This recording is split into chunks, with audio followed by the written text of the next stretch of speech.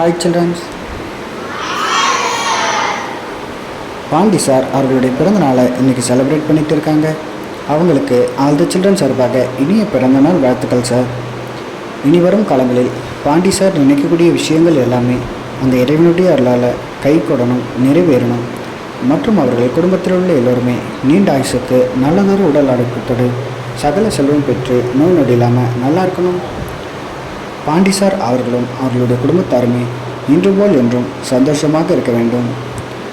இன்றைய ஸ்பெஷலாக பாண்டி சார் அவர்களுக்கு ஒரு பர்த்டே விஷஸ் நாம் எல்லோரும் சேர்ந்து பண்ணிக்கலாமா சில்ட்ரன்ஸ்?